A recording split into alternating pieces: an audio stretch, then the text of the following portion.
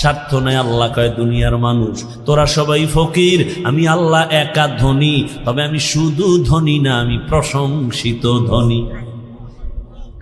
দুনিয়ার ধনীদের বদনাম আছে না নাই?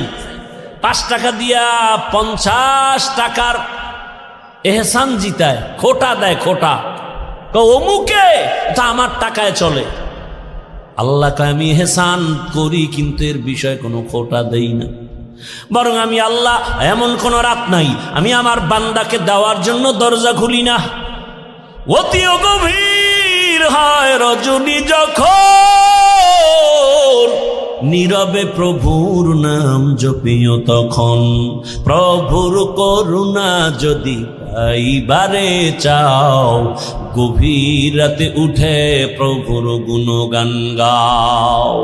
ও আমার যুবক বাবারা, আমার আল্লাহ প্রতি রাত প্রথম আসমানে আসেন নেওয়ার জন্য না দেওয়ার জন্য?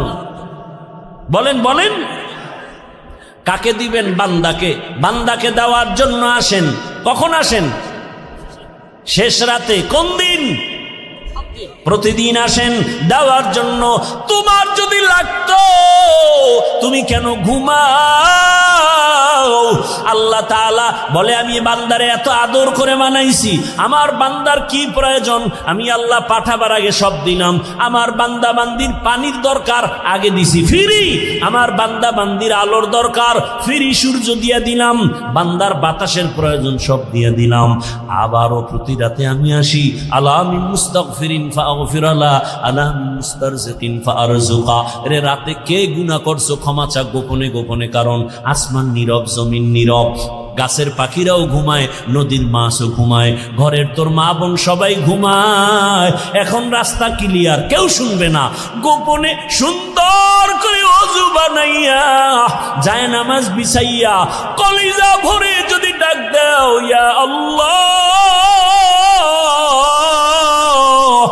আমি আল্লাহ তো তোর মোহাব্বতের জন্যই প্রথম আসমানে তাজাল্লি দিয়ে দিলাম।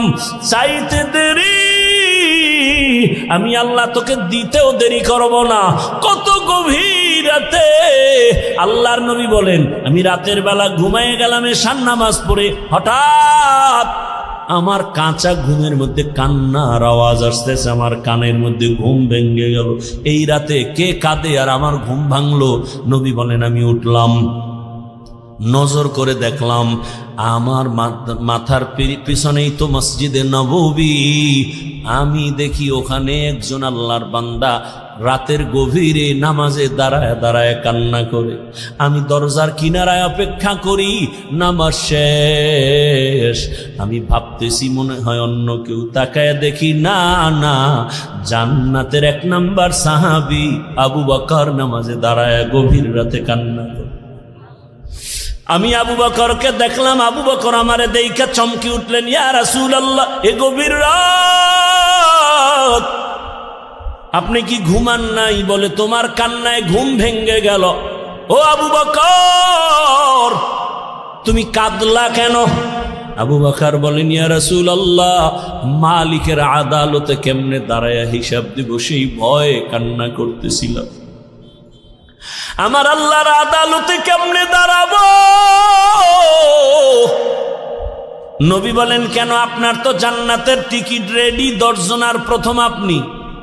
আবু বকর বলেন ইয়া রাসূলুল্লাহ আরে আমি আবু বকরের থেকে টিকিটের পাওয়ার তো নবীদেরটার বেশি, কিন্তু আপনিই তো বয়ান করেছেন হাসরের ময়দানটা ভয়ঙ্কর হবে, জমিনটা পুরা জমিন হবে হাসরের মাঠ, সূর্যটা নিচে চলে আসবে, সূর্যের গরম মাটির জমিন তামা হয়ে যাবে।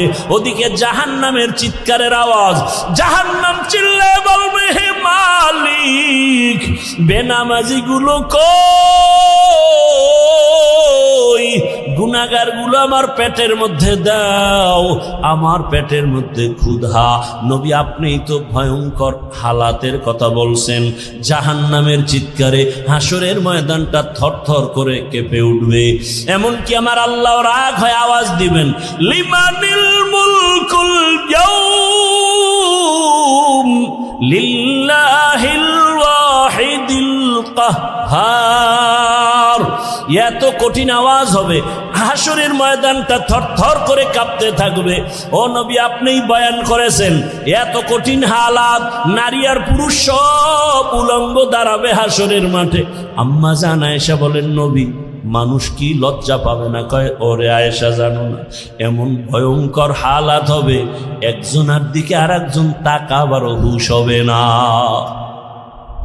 এমন কঠিন অবস্থায় আল্লাহর নবীরা পর্যন্ত কান্না শুরু করবেন। আদম নবী কান্না করবেন, ঈসা নবী কান্না করবেন, ইব্রাহিম নবীর কান্না, মুসা নবীর কান্না, দাউদ পয়গম্বরের কান্না, নূহ পয়গম্বরের কান্না চলবে। নিজের উপায় নাই, কি উপায় হবে সেই চিন্তা, উম্মতের চিন্তা নাই। ইয়া রাসূলুল্লাহ, এক পর্যায়ে আল্লাহ আবার একটা কঠিন আওয়াজ দিবেন, ওয়ামতাজুল ইয়াউমা আইয়ুহাল মুজরিমুন। আল্লাহ একটা গায়বী আওয়াজ দিয়ে বলবেন, ও গুনাহগারেরা, ও বেনামাজিরা, ও বেপরদাওয়ালারা, যারা কোরআন হাদিস মানো নাই, আলেম ওলামা মানো নাই, নবী রাসূল মানো নাই, আজকে আমার নেককারদের থেকে তোরা আলাদা হইয়া যা, নেককারদের থেকে আলাদা হ।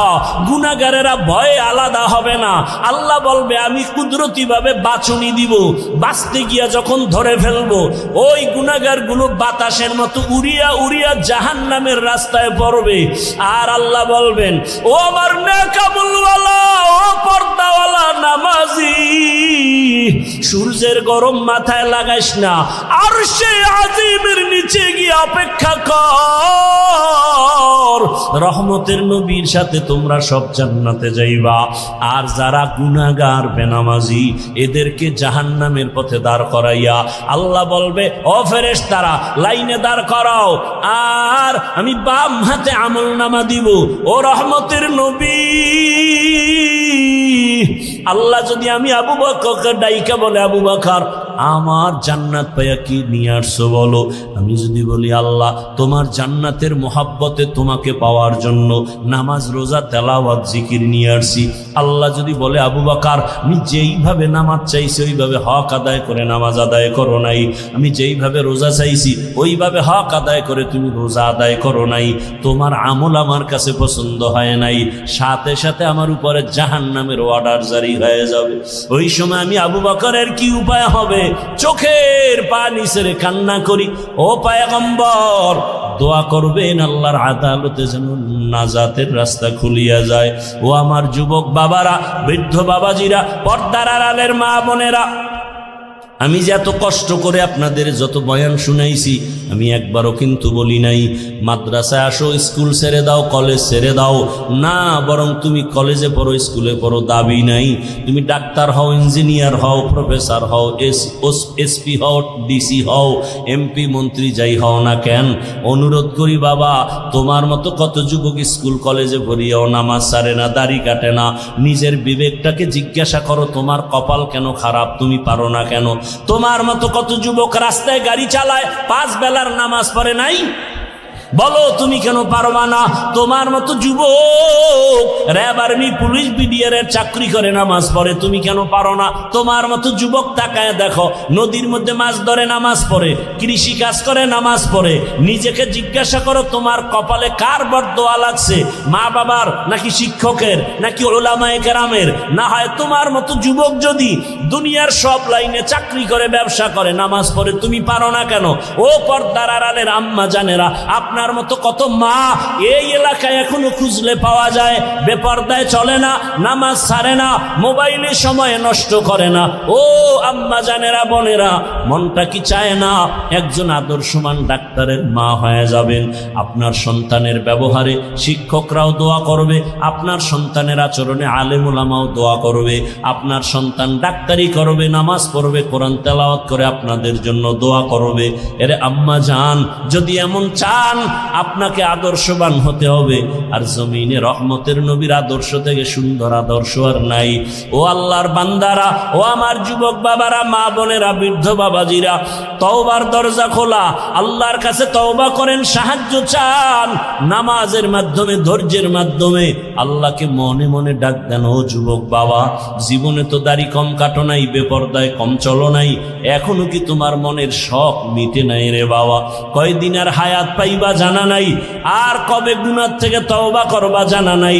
অন্তর যদি ভালো হয়, যদি তওবার নিয়ত থাকে, মনে মনে আমার আল্লাহকে ডাকো আর বলো, হে আল্লাহ, জীবনে কত হাতের দ্বারা গুনাহ করলাম, জবানের দ্বারা গুনাহ করেছি, চোখের দ্বারা গুনাহ করেছি।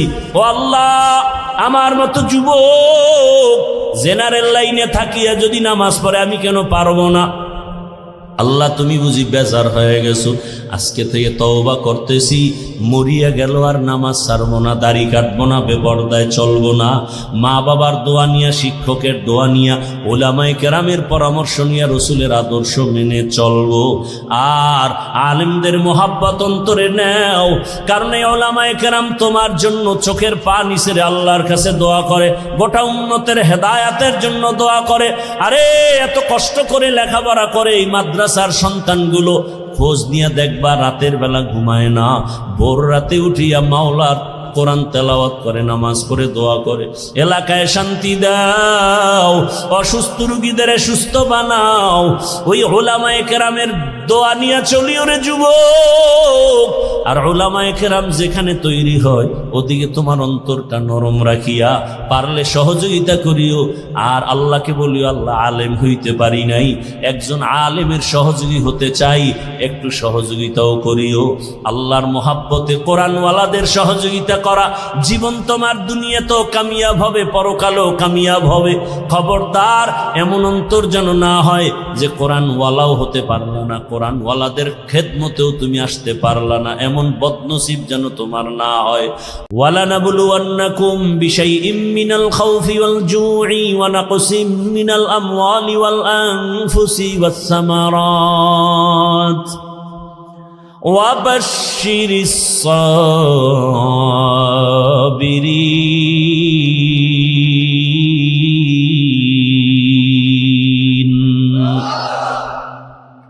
আল্লাহ পাঁচটা জিনিসের দ্বারা পরীক্ষা নিয়া যাকে বেশি মহব্বত করবেন তার পরীক্ষা বেশি কঠিন হবে। আল্লাহ বেশি মহব্বত করেন ঈমানওয়ালাদের, মানুষের মধ্যে যারা ঈমানওয়ালা। আবার ঈমানওয়ালাদের ভেতর আল্লাহ তাদেরকে বেশি মহব্বত করেন যারা ঈমানের সাথে আমল করে। আবার ঈমান ও আমলওয়ালাদের মধ্যে আল্লাহর কাছে আরো বেশি প্রিয় তারা যারা আমল আর ঈমানের মধ্যে তাকওয়া আছে, তাকওয়া, শিরিকের কোনো গন্ধ নাই। গোটা দুনিয়ার ভিতরে তাকওয়ার মানদণ্ডে শ্রেষ্ঠ আল্লাহর প্রিয় মহব্বতের যারা, তারা হলেন আম্বিয়ায়ে কেরাম। আর সব নবী রসুলের মধ্যে শ্রেষ্ঠ রহমাতুল্লিল আলামিন। আর উম্মতের মধ্যে আমরা আখিরি নবীর উম্মত আল্লাহর কাছে বড় প্রিয়। আল্লাহ তাআলা বলেন, আমি পরীক্ষা নিব মুসিবতের দ্বারা। আর এই পরীক্ষায় যদি পাশ করতে চাও, এক পুঁজি লাগবে, যেই পুঁজি না থাকলে পাশ করা যাবে না। ওই পুঁজির নাম হলো ধৈর্য। যাদের ধৈর্য নাই তারা কোনোদিন কামিয়াব হতে পারবে না। এই ধৈর্য আবার তিন প্রকার: ইবাদতের বেলায় ধৈর্য, মুসিবতের বেলায় ধৈর্য, গুনাহের বেলায় ধৈর্য। আপনার যদি ধৈর্য না থাকে, এই প্যান্ডেলে মোনাজাত পর্যন্ত থাকা আপনার জন্য সম্ভব হবে না। যাদের ধৈর্য আছে তারাই থাকবেন। ধৈর্য যদি থাকে সে বয়ান শুনতে পারে, ধৈর্য না থাকলে পারে না। ইবাদতের বেলায় ধৈর্য, মুসিবতের বেলায় ধৈর্য, গুনাহের বেলায় ধৈর্য। এই ধৈর্য বড় দামি এক সম্পদ। স্বামী আর স্ত্রী বড় ভালোবাসার জিন্দেগি পরিচালনা করতেছে।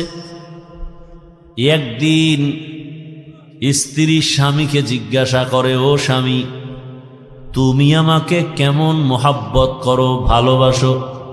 বলে সীমাহীন। বলে কেমন? কয় তুমি আমার জীবন, আমি তোমার জন্য যা চাও তাই দিব। খেয়াল করতেছেন?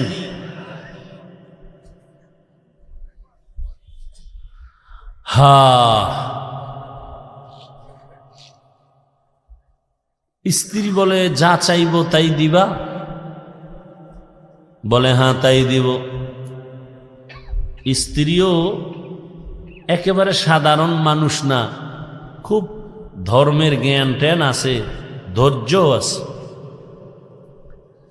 বারবার স্বামীকে বলে যা চাইব দিবা? দিব, চাওয়া মাত্র দিব। বলে বুঝা খাও? হ্যাঁ বুঝা কইছি। ওয়াদা? বলে ওয়াদা। স্ত্রী পরীক্ষামূলক বলে আমাকে 3 তালাক দিয়া দাও। স্বামীর মাথা ঠিক আছে নি? গরম হয়ে গেছে। বললা কি? কই না ওয়াদা করলা, যা চাইব তাই দিবা, দাও তালাক দাও। স্ত্রীর কথা শুই না স্বামী বলে কল্লা যেতে পারে, তালাক তোমাকে দিব না, কারণ তোমার মতো একটা আবেদা স্ত্রী পেয়ে আমার জীবন বড় ধন্য। দুইজনের মধ্যে একটু বাক বিতণ্ডার সমাধানের জন্য জামানার নবীর দরবারে রওয়ানা। হঠাৎ রাস্তার মাঝে গিয়া স্বামী বেচারা পড়ে গিয়া পাটা ভেঙে গেছে, চিৎকার দেয় বাঁচাও। স্ত্রী হাত ধরে বলে এত কাঁদো কেন? বলে পা ভেঙে গেল। এবার আল্লাহর বান্দি বলে নবীজি দরবারে যাওয়ার প্রয়োজন নাই, চলো আমরা উল্টা বাড়ির পথে চলো। বাড়ির মধ্যে যাইয়া স্ত্রী ডাক দিয়া বলে স্বামী আমারে দয়া করে মাফ করে দেও, আমার কথা আমি উড্ড করে নিলাম, তালাক চাই না। স্বামী ডাক দিয়া কয় বিবি আমার, নুজহাতুল মাজালিস নামক কিতাবে ধৈর্যের বয়ানের মধ্যে ঘটনাটা পাওয়া গেছে। ও বিবি, তালাক চাইলা কেন? আবার তুমি তালাক ফিরাইয়া নিলা কেন? তোমার কথা। বলে শোনো স্বামী, তুমি রসুলের হাদিস কি শুনো নাই? রহমতের নবী বলছেন আল্লাহ যাকে বেশি ভালোবাসবেন মুসিবত দিয়া পরীক্ষা নিবেন। আমি তোমার ঘরে যত বছর সংসার করেছি একটা মুসিবত তোমার ঘরের মধ্যে আমি দেখি নাই। কোনোদিন তুমি মুসিবতে পড়ে আহ শব্দ বলো নাই। আমি বুঝলাম যেখানে মুসিবত নাই সেখানে রহমত নাই, যেখানে রহমত নাই সেখানে আমিও থাকতে চাই না, তালাক চেয়েছ। হঠাৎ রাস্তার মাঝে গিয়ে তুমি পড়ে গেছো, তোমার পা ভেঙ্গে তুমি চোখের পানি ছেড়ে কান্না করেছ। মুসিবত, আমি বুঝতে পেরেছি রহমত নাজিল হয়েছে। মুসিবত আসছে, যেখানে মুসিবত আছে সেখানে রহমত আছে, আর যেখানে রহমত আছে আমিও সেখানে আছি। या इलाही मुझसे मुझको दूर कर, ताकि देखो मुझ में तुझको एक नजर। या इलाही तू मेरा माबूद है, या इलाही तू मेरा माशूक है। আল্লাহ যাকে বেশি ভালোবাসবেন তাকে মুসিবত দিয়া পরীক্ষা নিবেন। অন্য হাদিসের মধ্যে নবী বলেন আদ-দুনিয়া সিজনুল মুমিন ওয়া জান্নাতুল কাফির। দুনিয়াটা মুমিনের জন্য জেলখানা, বেঈমানের জন্য শান্তির জায়গা, বালাখানা। যত শান্তি দুনিয়ায় মুমিন কখনো শান্তি পাবে না, বেঈমান শান্তি পাবে দুনিয়ায়। মরার পরে অশান্তি শুরু হবে, শেষ হবে না। আর মুমিন কষ্ট করবে দুনিয়ায়, মরণ পরে এমন শান্তি শুরু হবে আর কোনো দিন শেষ হবে না। দুনিয়ায় শান্তি, পরকালে কষ্ট বেঈমানের জন্য। দুনিয়ায় কষ্ট, পরকালে শান্তি মুমিনের জন্য। তবে মুমিন যদি আল্লাহর উপরে ভরসা করে, যদি একটু আখেরাতের লাইনে আগাইতে থাকে, দুনিয়ায় বান্দা সম্মান পাবে, বোনাস। কি সমস্যা? ভাইরা আমার, আল্লাহ যাকে বেশি মোহাব্বত করেন তাকে মুসিবত দিয়ে পরীক্ষা নেন। এই রকম হাজার উদাহরণ যদি টানি সারা রাত চলে যাবে। আমার রহমতের নবী, যার কোনো গুনাহ নাই, সন্দেহ করলে ঈমান চলে যাবে। আল্লাহ যাকে স্পেশাল করে বানাইছেন, মুসা নবী আল্লাহর বন্ধু, ঈসা নবী আল্লাহর। এই উঠা বসা করেন কেন? এই না, উঠার ব্যারাম থাকলে ঢুকছেন কেন? বাহিরে দাঁড়ায় দাঁড়ায় বয়ান শুনতেন, বিড়িটাই না আবার আসতেন। এত বুঝানোর পরেও নিজেরও ক্ষতি করেন, উম্মতেরও ক্ষতি করবেন। আপনার দীর্ঘ টাইম বসার অভ্যাস না থাকলে আপনি কেন বসেন ভিতরে? আপনি বাহিরে চেয়ার দিয়ে বসে বসে বয়ান শুনেন। আমি তো শুরুতেই বলছি, আমি বয়ান তো ওই গতানুগতিক ওই বক্তা হিসাবে বয়ান করি না, কলিজার ভালোবাসা দিয়ে বয়ান করি। মুখস্থ বয়ান আল্লাহর উপরে ভরসা করে বলতেছি। কি বয়ান করব তা তো আমি রেডি করে আসি নাই। আউযুবিল্লাহ ঢুকছি, জেহেন ঘুরাইছি, কি আয়াতটা পড়ব। এই বছর এই আয়াত দিয়ে বয়ান শুরু করি না, আজকে পড়ে ফেললাম। আজকে এই আয়াতটা নতুন পড়লাম। অন্য বছর এই আয়াতের উপরে অনেক বয়ান করেছি। এরপরে আয়াতের উপরে কি বয়ান হবে তাও তো আমার জানা নেই। একের পর এক কথা আসতেছে আসতেছে আসতেছে। বক্তার এলেমের বাহাদুরিতে বয়ান হয় না, ভালো করে মনে রাখবেন। ছোট ছোট কিছু কথা বলি মনে রাখবেন। বক্তার আমল আর এলেমের বাহাদুরিতে ওয়াজ হয় না। এর মূল চাবি আল্লাহর রহমত আর অন্তরে, শ্রোতাদের অন্তরের ভালোবাসা, মোহাব্বত। এই দুইটা এক থাকলে বয়ান হয়। আপনারা আমার বয়ান বের করার ফোকাস। এখন ওইটা বুঝাইতে গেলে আরো যাইবে 20 মিনিট। একজন উঠছে, দিছে ব্যাস লাগায়, আমার নজর তো চারোদিকে। কে হাত উঠায়, কে বসে, কে ঘাড় এদিক সেদিক করে, নজর তো দিক চলে যায়। পারি না, আমার এই অভ্যাসই নেই, করবো না বয়ান। আপনারা শুনতে চান না, আমার ঠেকাটা কি? হেদায়েতের মালিক তো কোনো বান্দার হাতে আল্লাহ চাবি দেন নাই, এত পেরেশানি কেন? বইসেই তো সেই বয়ান করছে। রসুলের মতো ব্যক্তির বয়ানে আবু জাহিল্লা বাচ্চা যদি কালেমা না পড়ে, আমি কে? রসুলের বয়ান, যার চেহারা দেখলে গুনাহ মাফ, সেই রসুলকে টানা 13 বছর দেখার পরে যে বেঈমান কালেমা পড়ে না, আমি কে? আমি তো মানুষই না। বক্তা হয়েছি ঠিক, মাওলানা হয়েছি ঠিক, মানুষ হতে পারি নাই। মানুষ হওয়া ভিন্ন জিনিস। আর রহমান আল্লামাল কুরআন খলাকাল ইনসান, এই বয়ান যেখানে করেছি সেখানে বলেছি মানুষ কাকে বলে। আল্লাহ বলছেন মানুষ কারা? এই মানুষ আল্লাহর কাছে মানুষ না, আল্লাহর দরবারের মানুষগুলো আলাদা। কোন মানুষ? আল্লাহ বলে দিছেন আর রহমান আল্লামাল কুরআন খলাকাল ইনসান। বিস্তারিত এখানে আলোচনা। আল্লাহর কাছে কোন মানুষ জান্নাত পাবে? মাগরিবের পরে বয়ান করছি গোপালগঞ্জের একটা এলাকায়, ভরপুর মানুষ। সেখানে একটা হাদিস বলছি, যেহেতু কথা টানে চলে আসছে 1 মিনিটে শুধু একটু বলতেছি। আবু হুরায়রা রাদিয়াল্লাহু তাআলা আনহু থেকে একটি সহিহ হাদিস বর্ণিত। হাদিসের হাও জানে না, সহি সহিলা এলাফায়। রসুল কোনদিন বলে যান না এই হাদিস সহি, এটা সহি না। এটা বর্ণনাকারী মুহাদ্দিসিনে কেরাম তাদের মতামত। রসুল যদি একটা ছোট্ট বিন্দু কথা বলেন, সেটাও আমার কাছে 7 আসমান 7 জমিন থেকেও দামি। সেই ভালোবাসা থাকতে হবে রসুলের প্রতি। আবু হুরায়রা বলেন, কিয়ামতের দিন 3 জন ব্যক্তি সবার আগে জাহান্নামে ঢুকবে। সবার আগে 3 জন। 3 জন মানে 3 দল। কয় দল?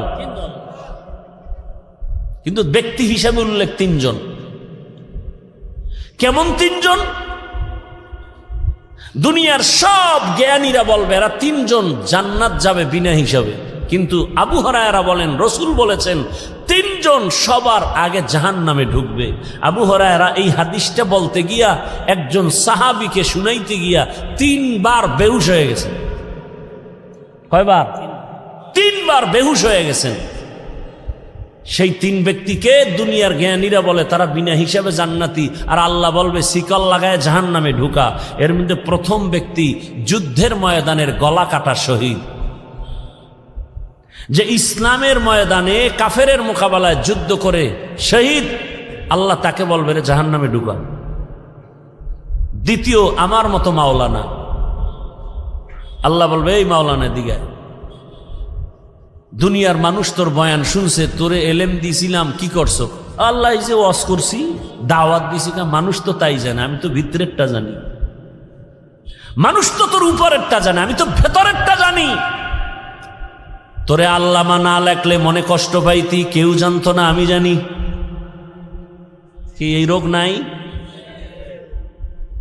নামটা কেন নিচে হয়েছে? এই রোগ আছে। নাম কেন ছোট হলো, বড় হলো না? মনে তোর কষ্ট কেউ জানে না, আমি তোর অন্তরের খবর জানি। আরো কথা বলার সুযোগ নাই। আল্লাহ বলবে এই জাহান্নামের ফেরেশতা ধর এই মাওলানারে, জাহান্নামের ভেতরে ঢুকা। শহীদেরাও জাহান্নামে, মাওলানাও জাহান্নামে। 3 নম্বর ব্যক্তি হবে যারা মাদ্রাসা মসজিদে দান সৎকা করে, কইবে ধর এই বহু ফকিন্নির মাঝে তোরে টাকাওয়ালা বানাইছি, করছো কি? আল্লাহ মাদ্রাসা মসজিদ কেন করছো? কয় দিনের জন্য। হ্যাঁ, মানুষ জানে দিনের জন্য, কিন্তু আমি ভিতরেরটা জানি। 50,000 টাকা দান কইরা চায়ের দোকানে চাপাবাজি করছো, পুরা মসজিদ তুই কইরা দিছ। তোর নামে আলহাজ না লাগাইলে মাথা গরম। দান করার পরে তোকে মারহাবা না বলার কারণে তোর মেজাজ গরম, পারো না, টাকা ফিরাই নিয়ে যাও। জাহান্নামের ফেরেশতাই নাফরমানের ধর, জাহান্নামের শিকল লাগায় জাহান্নামে নাও। ও আমার প্রিয় বাবারা, যুবক, পর্দার আড়ালের মা বোনেরা, বৃদ্ধ বাবাজিরা, শহীদের হালাত যদি এমন হয়, মাওলানাদের হালাত যদি এমন হয়, মাদ্রাসা মসজিদ করনেওয়ালা দানবীরের হালাত যদি এমন হয়, একটু একটা মিনিট চিন্তা করেন আপনার আমার উপায় কি হবে। জিন্দেগি মে বন্দগি তু করনা হে, जिंदगी में बंदगी तू करना है, जिंदगी बे बंदगी शर्मिंदा है, जिंदगी बे बंदगी शर्मिंदा है। दुनिया में हो दुनिया का तलबगार न हो, बाजार से गुजर हो खरीदार न हो। ये दुनिया एक मिसले कागज फूल है, ये दुनिया एक मिसले कागज फूल है, जिंदगी में बंदगी तू करना है, जिंदगी बे बंदगी शर्मिंदा है, जिंदगी बे बंदगी शर्मिंदा है। जिंदगी में बंदगी कुन बंदगी, बंदगी बे जिंदगी शर्मिंदगी। ভাইরা আমার, বলার সময় কই আল্লাহ তাআলা বলেন, আমি চাই না আমার আদরের কোনো বান্দা বান্দি জাহান্নামে যাবে। আল্লাহ কখনোই চান না কেউ জাহান্নামে যাবে। আল্লাহ চান না হিন্দুরা জাহান্নামে যাক, খ্রিস্টানেরা জাহান্নামে যাক, ইহুদিরা জাহান্নামে যাক, আল্লাহ মোটেই চান না। বলে তার প্রমাণ, আল্লাহ বলেন আমি সব সময় তওবার দরজা খুলে রাখছি। আয় কুল ইয়া ইবাদিয়াল্লাযীনা আসরাফু আলা আনফুসিহিম লা তাকনাতু মির রাহমাতিল্লাহ ইন্নাল্লাহা ইয়াগফিরুয যুনুবা জামিআ ইন্নাহু হুয়াল গফুরুর রহিম।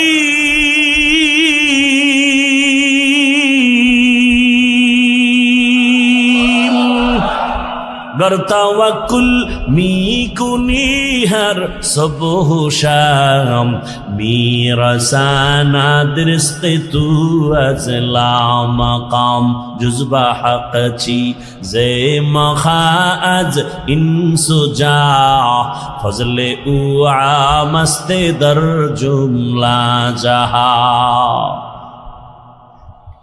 আল্লাহ বলেন, ও আমার প্রিয় বান্দা বান্দিরা, আয় আমার দরজা খোলা। কি পরিমাণ গুনাহ করেছো?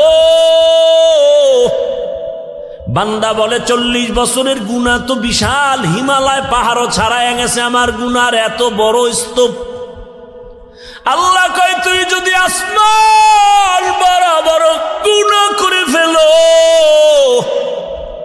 বিশাল বড় লবণের পাহাড়। কিসের পাহাড়? লবণের বিশাল বিশাল বড় পাহাড়। যত বড় বড় লবণের পাহাড়, একটু যদি সমুদ্রের পানি ধাক্কা লাগায়, লবণের পাহাড় বিলীন হতে কয় হাজার বছর লাগবে? বলছি না সত্য কথা, জবাব দিয়েন ভালো করে। কয় মাস? মুহূর্তের মধ্যে সমুদ্রের পানির ধাক্কায় লবণের পাহাড় যেমন বিশাল পাহাড়। কোন কাজের লোকেরা যদি বলি তোমরা 500,000 মানুষ কাজ করে লবণের পাহাড়, এখান থেকে তুমি তাড়াতাড়ি সাতক্ষীরায় নিয়ে যাও, সময় লাগবে নি? বুঝে না, অনেক সময়। কিন্তু সমুদ্রের একটা পানির বাড়ি মারলে মুহূর্তে বিলীন হয়ে যাবে। আল্লাহ কয়, রে গোলাম, কি পরিমাণ গুনাহ করেছো, কয় পাহাড় বানাইছো। দুনিয়ার আসমান বড় বড় যদি গুনার পাহাড় বানাও, আমার রহমতের পানির বাড়ির সাথে সাথে তো গুনার পাহাড় চুরমার হয়ে যাবে। আতিনা ফি দারে দুনিয়া না হাসান আতিনা ফি দারে উকবা না হাসান ইয়া গিয়াসাল মুস্তাগীসিন ইহদিনা লফতিখারা বিল উলুমে ওয়াল গিনা হর গরিদে নেক তু তৈয়ার হে जो न मांगे उससे तू बेजार है। আল্লাহ তাআলা বারবার ডাকেন, আসো, তওবার দরজা খুলে দিলাম, আসো। এজন্যই তো আল্লাহ পাক আয়াতে বলেন, ও মুমিন সাহায্য প্রার্থনা করো। আল্লাহ পাক মুমিনকে বলছেন, কোন বেঈমানকে বলেন না কেন? এর সংক্ষিপ্ত জবাব হলো, জান্নাত শুধু মুমিন পাবে, কোনো বেঈমান কখনো জান্নাত পাবে না। জান্নাত কারা পাবে? মুমিন, কোনো বেঈমান পাবে না। কিন্তু একটু আগেই কিন্তু আমি বলছি, আল্লাহ চান না কোনো বান্দা বান্দি জাহান্নামে যাবে। এই হলো এক কথা। আর এক কথা কি, জমিনে যত মানুষ আসছে নাই আসবে, সবার নামে জান্নাতে আলাদা আলাদা বাড়ি নাম লেখা বরাদ্দ করা। নমরুদ নামে একটা জান্নাত আছে, জান্নাতে ঘর আছে আলাদা। ফেরাউনের নামে জান্নাতে ঘর আলাদা। বেশ্যা তাসনিমার নামেও জান্নাতে ঘর আলাদা। এক কথায় দুনিয়ার সব মানুষের নামে নামে নামে নামে জান্নাতে ঘর। কিন্তু কোনো বেঈমান জান্নাত পাবে না, এ কথাও সত্য। আল্লাহ কাউকে জান্নাত জাহান্নামে দিতে চান না, তাও সত্য। তাহলে বেঈমানরা না পাইল, ওদের জান্নাত বানানো যে নির্ধারিত করা আছে, জান্নাত কি হবে? ফেরাউনের জান্নাত কোথায় যাবে? নমরুদের জান্নাত। আল্লাহ বলেন, যারা আমার মুমিন, আমার ইবাদত যথার্থ করবে, আমি আল্লাহর নামের জান্নাত তো দিবই, বেঈমানের বানানো জান্নাত আমি আমার আদরের মুমিনদের বোনাস দিয়ে দিব। ইয়া ইলাহি তু মেরা মাবুদ है, या इलाही तू मेरा माशूक है। ভাইরা আমার, আল্লাহ মুমিনকে বলেন সাহায্য চাও। সাহায্য চাওয়ার জন্য আল্লাহ বললেন মুমিনকে। এখন এখানে তিনটা কথা, সাহায্য কেন চাইব, কিভাবে চাইব, কার কাছে চাইব, তিনটা কথার জবাব। আল্লাহ মুমিনকে সাহায্য চাইতে বললেন কেন? বলে দুনিয়াতে কেউ কারো সাহায্য ছাড়া জমিনে চলতে পারে না, দুনিয়ার কেউ সাহায্য ছাড়া চলতে পারে না। এতগুলো মানুষ আপনারা বসে আছেন আমার বয়ান শোনার জন্য, আমি কি পরিপূর্ণ মানুষ কয় না? এখানে আসা পর্যন্ত আমার গাড়ি লাগছে, গাড়ি টেনে আনছে আমার ড্রাইভার। গাড়ি যদি একটু নষ্ট হয় আমার আসতে ঝামেলা, আবার ড্রাইভার থাকলেও হবে না, পাম্পে গিয়া ওখান থেকে তেল নিতে হবে। পাম্পের যারা বসা আছে ওরা সব বেশিরভাগ মূর্খ, তেমন শিক্ষিত টাইটেল নিয়ে ওখানে বসে নেই। আমি যদি বলি আমি এত বড় বক্তা, তোর মতো মূর্খের থেকে তেল নিব না, কয় তাই তুই মর, কারণ আমাগো গরিবের কাছে আসবি না, তোর গাড়ির মধ্যে জীবনে তেল যাবে না। আল্লাহ কোনো মানুষকে স্বয়ং সম্পূর্ণ বানান নাই। আল্লাহ সাহায্য চাইতে বললেন কেন? আল্লাহ তার এক জবাব দিয়া কোরআনে বলেন ওয়া খুলিকাল ইনসানু যায়ীফা, আমি মানুষকে বড় দুর্বল করে বানাইছি, মানুষের মতো দুর্বল কোনো প্রাণী বানাই নেই। মানুষ এত দুর্বল, পিপিলিকার কাছেও দুর্বল। আল্লাহর বানানো ক্ষুদ্র পিপিলিকার কাছে আমরা দুর্বল, একটা মশার কাছেও আমরা দুর্বল, মানুষের বানানো জিনিসের কাছেও মানুষ দুর্বল। 2 টাকা দামের একটা বেলেট বানাইছে মানুষ, ওই বেলেটের কাছেও সব মানুষ দুর্বল। কি এই যে স্টান বানাইছে মানুষ, এই মানুষ এই স্থানের বাড়ি খেয়া জাগাত নাই। ইট বানায় মানুষ, ইটের একটা টুকরা পড়ছে, জাগাত শেষ। তাহলে মানুষ নিজের বানানো বস্তুর কাছেও দুর্বল, আল্লাহর বানানো ক্ষুদ্র পিপিলিকার কাছেও দুর্বল। পিপিলিকায় যদি মেজাজ গরম করে, একটা বনিয়াদমরে ঘুমাতে দিব না, খাইতে দিব না, কোনো বনিয়াদম খাইতেও পারবে না, ঘুমাতে পারবে না। মশায় যদি আন্দোলন শুরু করে, আদম সন্তানের কপালে আর ঘুম জুটবে না। কি জিন্দেগি বরবাদ হয়ে যাবে। তাহলে আমরা মশার কাছেও দুর্বল, পিপিলিকার কাছেও দুর্বল, আমাদের মতো দুর্বল কোনো প্রাণী নাই। এই কথা যেমন সত্য, আমাদের মতো শ্রেষ্ঠ জমিনে কেউ নাই, এ কথাও সত্য। দুর্বল হইয়া আবার শ্রেষ্ঠ হয় কেমনে? ধৈর্য হবে শোনার। দুর্বল সে আবার শ্রেষ্ঠ হয় কেমনে? হ্যাঁ, দুর্বলতাটাই শ্রেষ্ঠত্বের কারণ।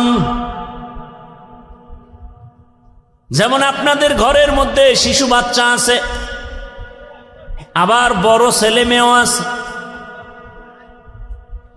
ভালো করে বুঝেন, ঘরের মধ্যে আপনার শিশু বাচ্চা অনেক দুর্বল, হাঁটতেও ভালো করে পারে না। খেয়াল করে দেখবেন 8 বছর পরে বাবা আসছে বাড়িতে বিদেশ থেকে, বা ঢাকার থেকে আসছে 1 বছর পর গ্রাম এলাকায়, অনেক শপিং নিয়ে আসছে। এর মধ্যে বর্তমান দুনিয়াতে যত বড় কিছু আনুক, আকর্ষণীয় হাদিয়া কি? মোবাইল। নিজের জন্য 90-1 লাখ টাকার মোবাইল, বউয়ের জন্য একটা। বউয়ের মোবাইল বউরে দিবে, কিন্তু সব কাপড় চুপড় বের করে বলে ভাগ ভাগ করে দেও। ছেলের জামা মেয়ের জামা মোবাইল 2টা আলাদা রাইখে দিছে ড্রেসিং টেবিলের উপরে, ওটা প্যাকিং করা ইনটেক। ছেলে একটা বড়, ওর তো নজর হেন, ও কাপড় চুপড়ের দিকে তাকায় নাই, ও গিয়া ইনটেক প্যাকেটটা ধরছে। লাখ টাকার মোবাইলের প্যাকেটটা যখন ধরছে না, বাবাই দিছে ধমক, এই মোবাইল ধরিস না। ছেলের মনে একটা কষ্ট আসছে, বাবা এতদিন পরে বাড়ি আসছো, ধমক দিলা কেন? অভিমান কইরা সন্তান অন্য জায়গায় বা রুমে গিয়া চুপচাপ বসে আছে রাগ করে। বাবা সব গুছাই টুছাই ও ইনটেক মোবাইল টেবিলে রাইখে গেছে বাথরুমে।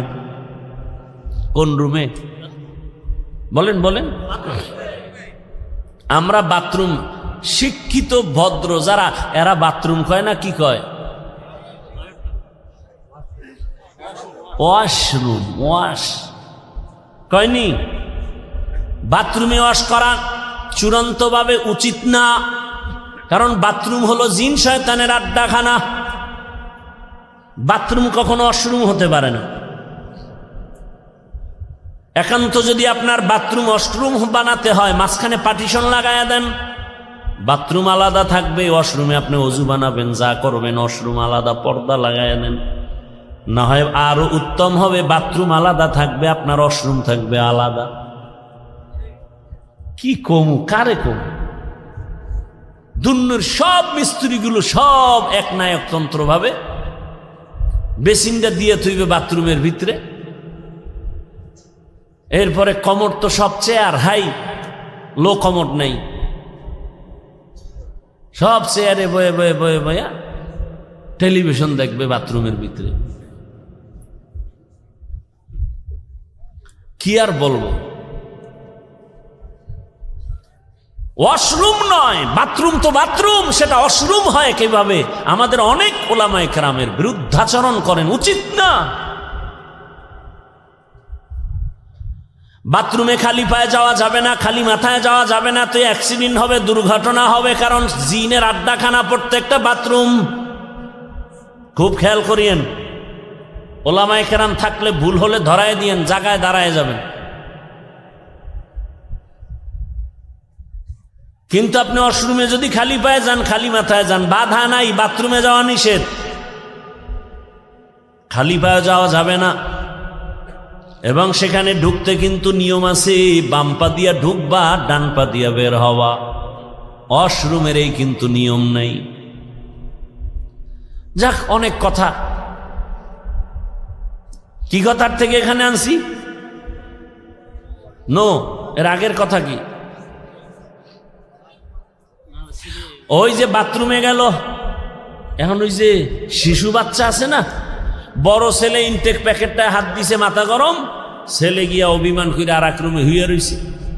এদিকে বাবায় ওয়াশরুমে যাওয়ার পরে ছোট বাচ্চাটাই ওটারে আস্তে আস্তে করে খুলছে, খুইলে এবার ওটার থেকে বের কইরা, এটা তো ডাইন বাম বুঝে না, এমন জোরে একটা আছাড় দিছে ফ্লোরে, জাগাত 1 লাখ নাই। বাথরুমে বাবা আওয়াজ পায়, মাথা গরম, দরজাটা খুইলা দেখে আকাম কে করছে, ছোট বাচ্চা, কলিজার টুকরা। বাবায় কিছু কয় না, খালি চোখ গরম করছে।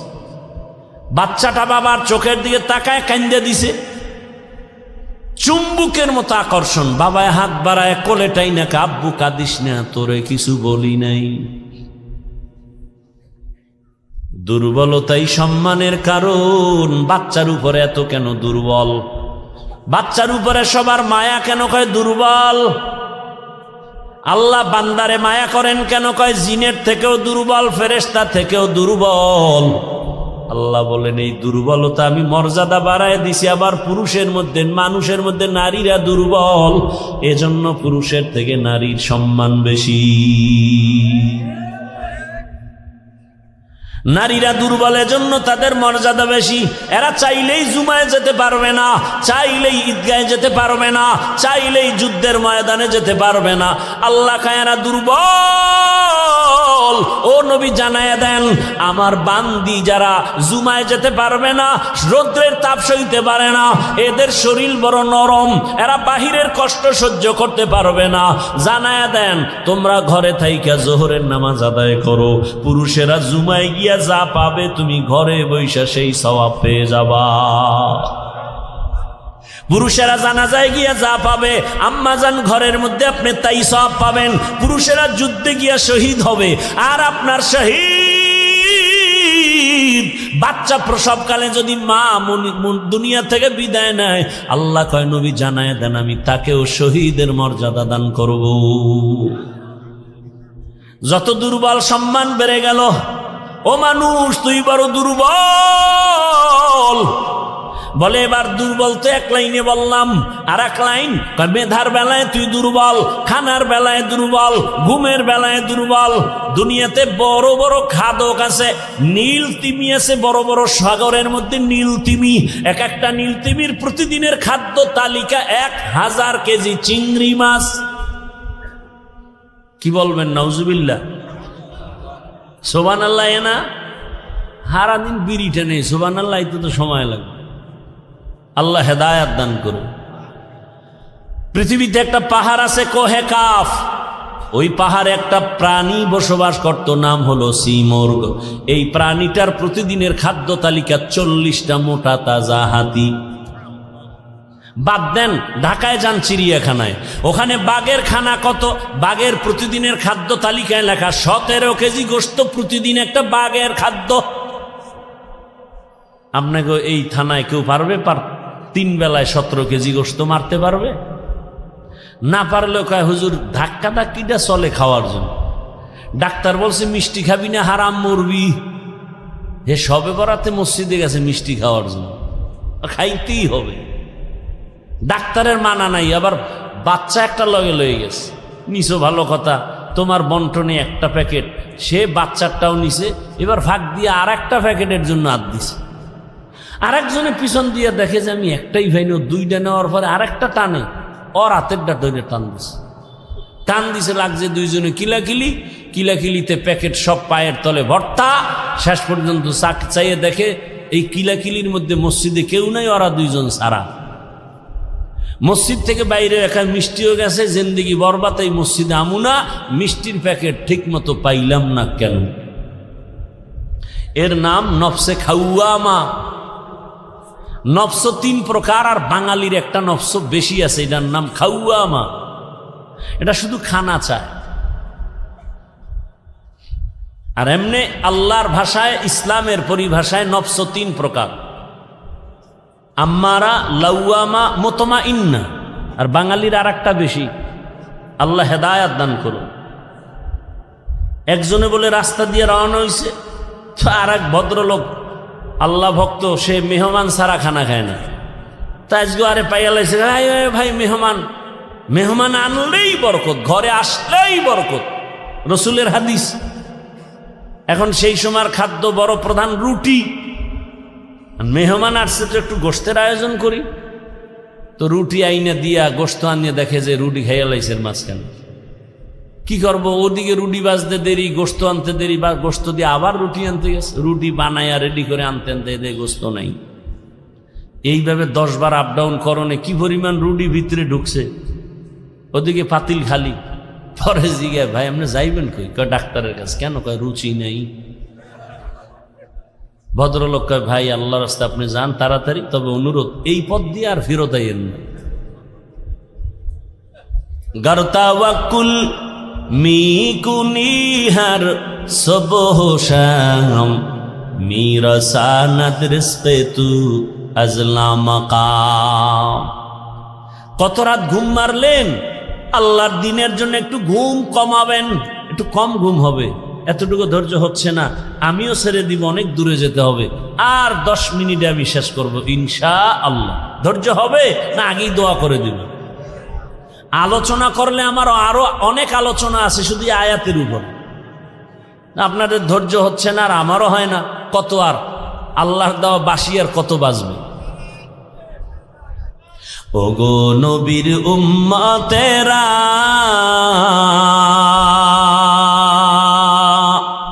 হয়ে আজি দিশাহারা, কোরআন হাদিসের চলো যখন যাহা চায় মনে, নবী বিনে কে তারাবে পুলসিরাত মিজানে, নবী বিনে কে তারাবে পুলসিরাত মিজানে। উম্মতের কান্ডারি নবী,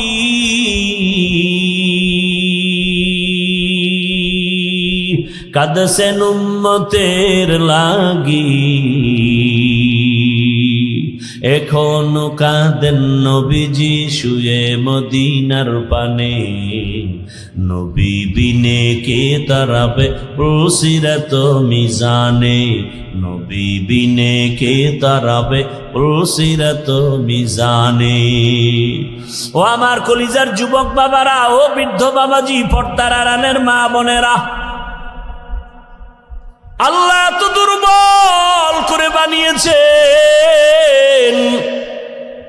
কিন্তু মর্যাদা সবার উপরে দিয়েছেন। মানুষের মতো দামি কেউ নাই। আমরা মেধার বেলায় দুর্বল, সবাই কিন্তু MBBS ডাক্তার, সবাই ডিগ্রি নিয়ে বসে আছে চেম্বারে, কিন্তু একে অপরের কাছে দুর্বল। নাক কান গলার ডাক্তার পেটের রোগ ঠিক করতে পারে না, মেডিসিনের ডাক্তার নাক কান গলার উপরে বিশেষজ্ঞ না। আল্লাহ এক একজনের এক এক সাইড আগায় দিছে, এক সাইড দুর্বল রাখছে, জানো, অহংকারী করার সুযোগ না পাও। আমি কোরআনের বয়ান করি, কিন্তু ফতুয়ার কাজ আমার না। ফতুয়া দেওয়ার বেলা আমি মুফতি সাহেবের কাছে দুর্বল। দেখছেননি কারবার? দুনিয়ার সব একে অপরের কাছে দুর্বল।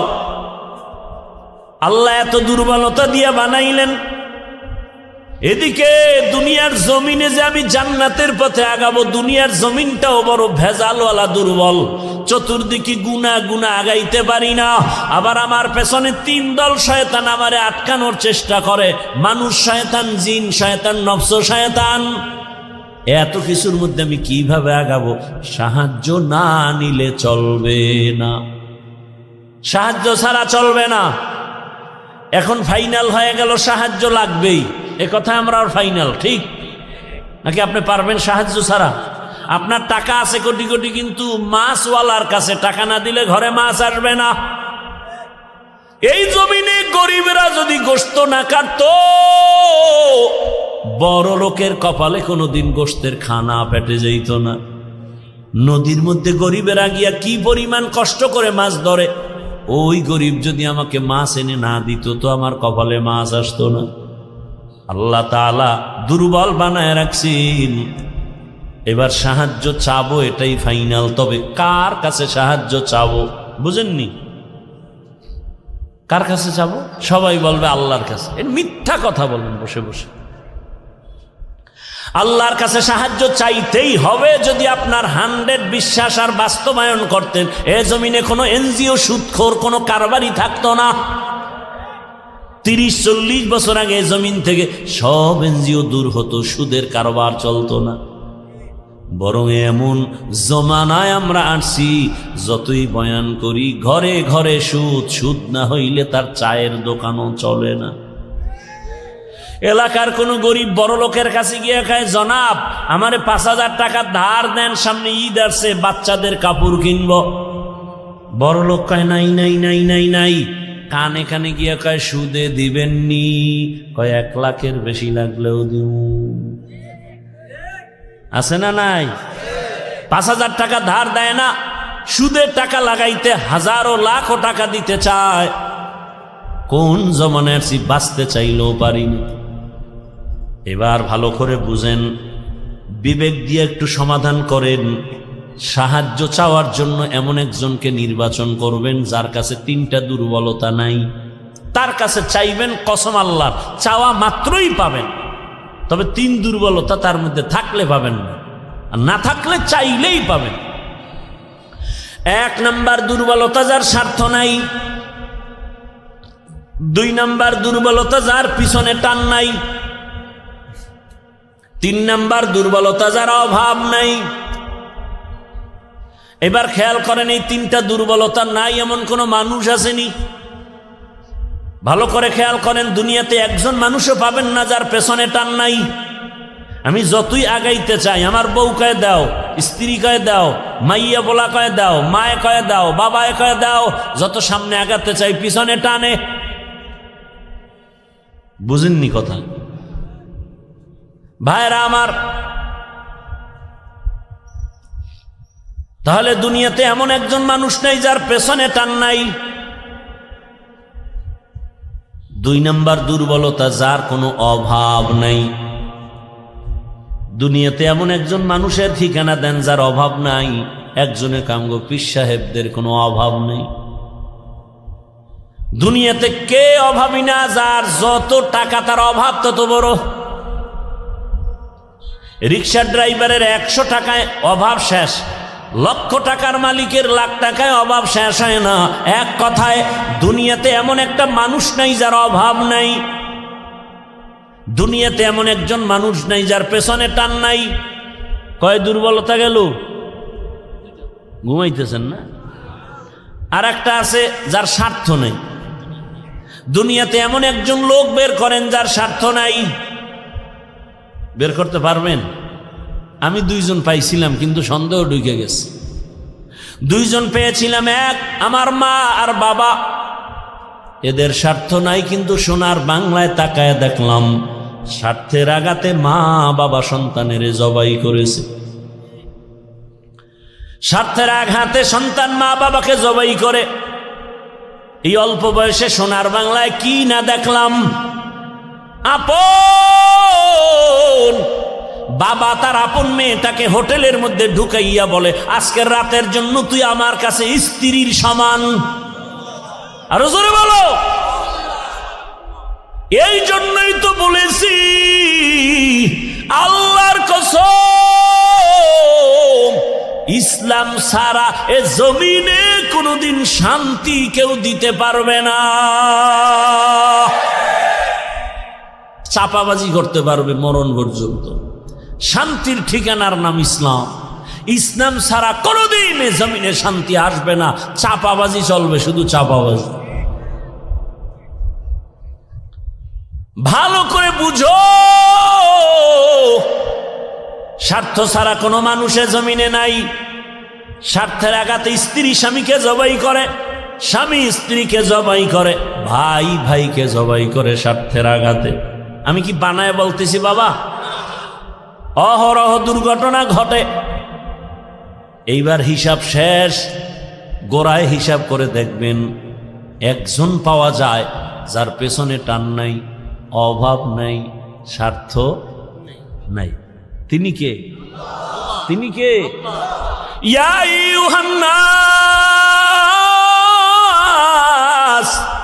আনতুমুল ফুকারাউ ইলাল্লাহ ওয়াল্লাহু হুয়াল গানিয়্যুল হামিদ।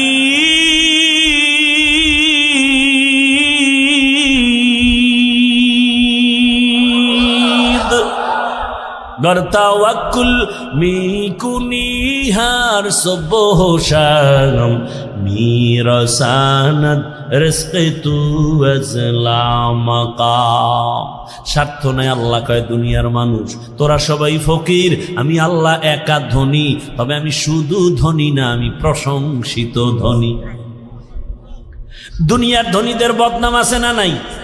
5 টাকা দিয়া 50 টাকার এহসান জিতায়, খোটা দেয়, খোটা। অমুকে তা আমার টাকায় চলে। আল্লাহ কয়, আমি এহসান করি, কিন্তু এর বিষয়ে কোনো খোটা দেই না। বরং আমি আল্লাহ এমন কোন রাত নাই আমি আমার বান্দাকে দেওয়ার জন্য দরজা খুলি না। অতি গভীর হয় রজনী যখন, নীরবে প্রভুর নাম জপিও তখন। প্রভুর করুণা যদি পাইবারে চাও, গভীর রাতে উঠে প্রভুর গুণগান গাও। ও আমার যুবক বাবারা, আমার আল্লাহ প্রতি রাত প্রথম আসমানে আসেন নেওয়ার জন্য না দেওয়ার জন্য? বলেন বলেন। কাকে দিবেন? বান্দাকে। বান্দাকে দেওয়ার জন্য আসেন।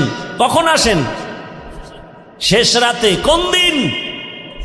প্রতিদিন আসেন দেওয়ার জন্য। তোমার যদি লাগতো তুমি কেন ঘুমাও? আল্লাহ তাআলা বলে আমি বান্দারে এত আদর করে বানাইছি, আমার বান্দার কি প্রয়োজন আমি আল্লাহ পাঠাবার আগে সব দিলাম। আমার বান্দা বান্দির পানির দরকার আগে দিছি ফ্রি, আমার বান্দা বান্দির আলোর দরকার ফ্রি সূর্য দিয়ে দিলাম, বান্দার বাতাসের প্রয়োজন সব দিয়ে দিলাম। আবারও প্রতি রাতে আমি আসি, আলা মিন মুস্তাগফিরিন ফাগফির লা, আলা মিন মুস্তারজিকিন ফারজুকা। রে রাতে কে গুনাহ করছো ক্ষমা চা গোপনে গোপনে, কারণ আসমান নীরব, জমিন নীরব, গাছের পাখিরাও ঘুমায়, নদীর মাছও ঘুমায়, ঘরের তোর মা বোন সবাই ঘুমায়। এখন রাস্তা ক্লিয়ার, কেউ শুনবে না, গোপনে সুন্দর করে ওযু বানাইয়া যায় নামাজ বিছাইয়া কলিজা ভরে যদি ডাক দাও ইয়া আল্লাহ, আমি আল্লাহ তো তোর মোহাব্বতের জন্যই প্রথম আসমানে তাজাল্লি দিয়ে দিলাম, চাইতে দেরি আমি আল্লাহ তোকে দিতেও দেরি করব না। কত গভীর রাতে আল্লাহর নবী বলেন আমি রাতের বেলা ঘুমায়ে গেলাম এশার নামাজ পড়ে, হঠাৎ আমার কাঁচা ঘুমের মধ্যে কান্নার আওয়াজ আসতেছে, আমার কানের মধ্যে ঘুম ভেঙে গেল। এই রাতে কে কাঁদে আর আমার ঘুম ভাঙলো? নবী বলেন আমি উঠলাম, নজর করে দেখলাম আমার মাথার পিছনেই তো মসজিদে নববী। আমি দেখি ওখানে একজন আল্লাহর বান্দা রাতের গভীরে নামাজে দাঁড়ায় দাঁড়ায় কান্না করে। আমি দরজার কিনারায় অপেক্ষা করি, নামাজ শেষ। আমি ভাবতেছি মনে হয় অন্য কেউ, তাকায় দেখি না না, জান্নাতের 1 নাম্বার সাহাবী আবু বকর নামাজে দাঁড়ায় গভীর রাতে কান্না করে। আমি আবু বকরকে দেখলাম, আবু বকর আমারে দেইখা চমকি উঠলেন, ইয়া রাসূলুল্লাহ এ গভীর রাত আপনি কি ঘুমান নাই? বলে তোমার কান্নায় ঘুম ভেঙে গেল। ও আবু বকর তুমি কাঁদলা কেন? আবু বকর বলেন ইয়া রাসূলুল্লাহ মালিকের আদালতে কেমনে দাঁড়ায়া হিসাব দিব সেই ভয়ে কান্না করতেছিলাম। আমার আল্লাহর আদালতে কেমনে দাঁড়াবো? নবী বলেন কেন? আপনার তো জান্নাতের টিকিট রেডি, 10 জনার প্রথম আপনি।